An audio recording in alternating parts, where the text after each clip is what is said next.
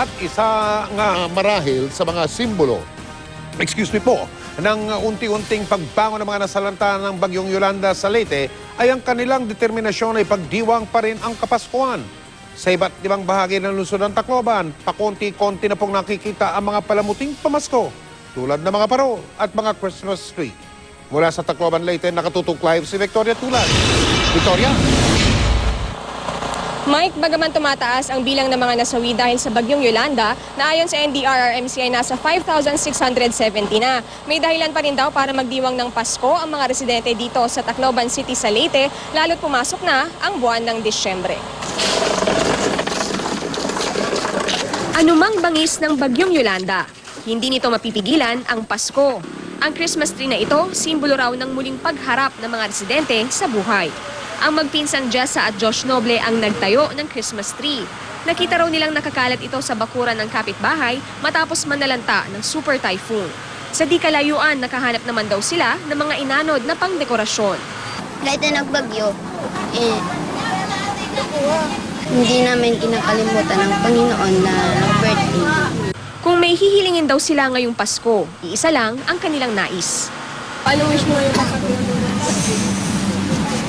masaya.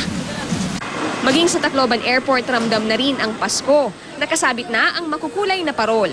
Ikinabit ito ng Metropolitan Manila Development Authority o MMDA para makapagbigay ng saya sa mga residente. May mga parol na rin sa RTR Plaza. Maging ang ilang establishmento, nagkabit na rin ng iba't ibang Christmas decorations. May Christmas bells, Christmas jar, teddy bear at syempre si Santa Claus.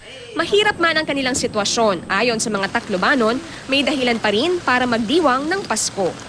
We should be thankful to God that we were saved. Mas simple lang siya in terms of yung handa kasi nga walang sources as of now dito.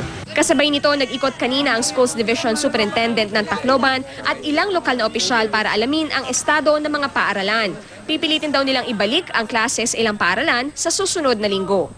Ito yung tinatawag nating soft opening ng klase today. Pero ang purpose talaga is ma-account lang natin ang mga teachers. Sa lahat na 54 elementary and secondary schools, 3 lang yung schools na walang damage.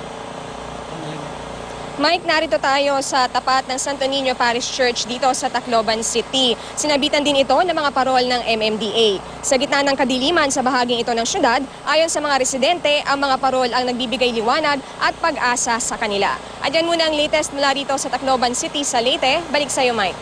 Galing! Maraming salamat, Victoria Tulad.